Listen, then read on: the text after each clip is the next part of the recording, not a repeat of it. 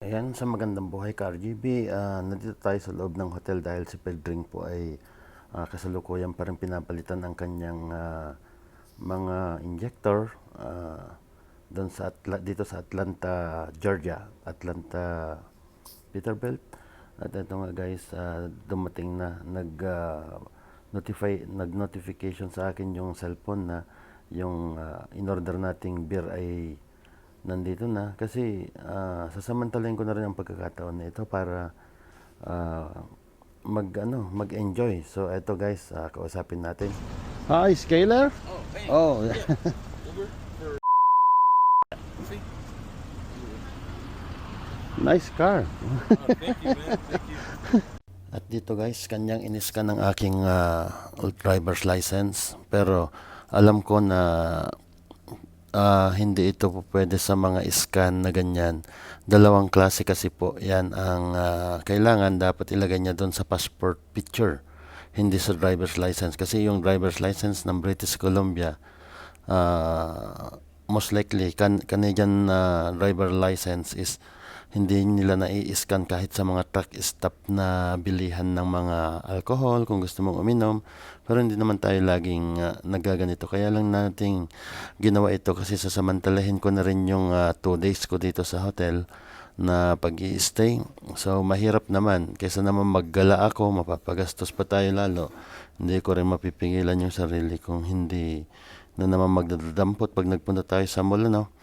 Kaya para maiwasan natin yung ganun, medyo mag-vitamin tayo, the vitamin de pataranta muna tayo dito sa loob ng hotel para hindi na tayo lalabas. Pagka nakainom ng konti, tulog. Pagkagising, walking, balik, ligo, kain, and then ganun na naman sa hapon ang routine.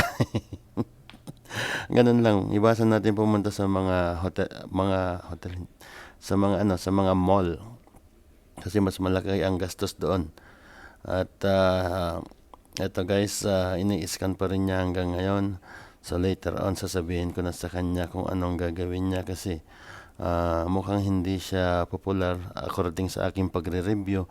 Yung kanyang experience sa Uber, it is about 100 trips pa lang, so hindi pa siya ganoon. So more on food siguro siya, or kung may mga nag-order man sa kanya ng mga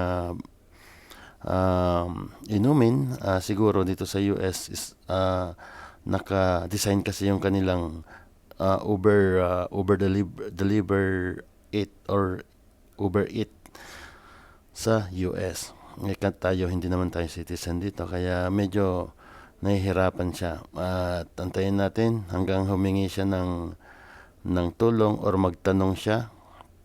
Hayaan lang muna natin siya mag-scan at na-enjoy ko naman yung klima sa labas. Talaga dito warm talaga. At kita nyo ang kanyang So they're giving me the option to scan.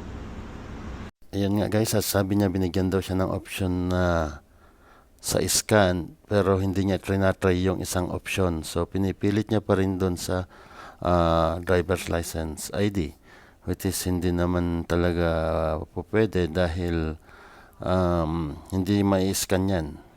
There's no way for me to bypass it unless I scan a driver's license on here. That's why I asked if you got a friend or a buddy that's with you and I can scan his cousin or sister. No, only me.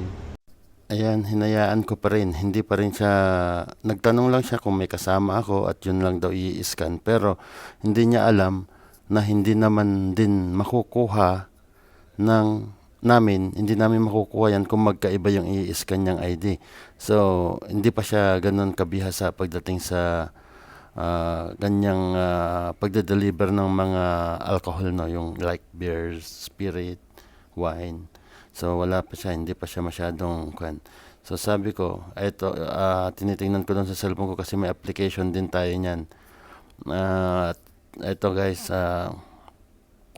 ituturuan ko, tuturuan ko na to, mamaya-maya ng konti.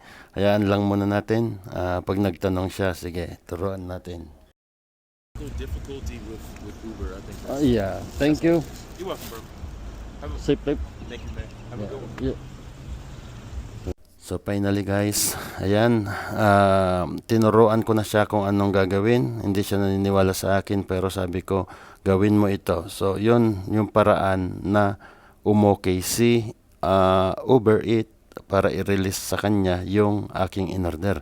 So ito, papasok na tayo guys dito sa ating, balik na tayo sa ating room at umpisahan na natin ang ating kaligayahan. So guys, maraming salamat sa lahat ng mga sumusuporta, lahat po ng tumatangkilik sa ating mga video vlog. Maraming salamat sa inyong panonood.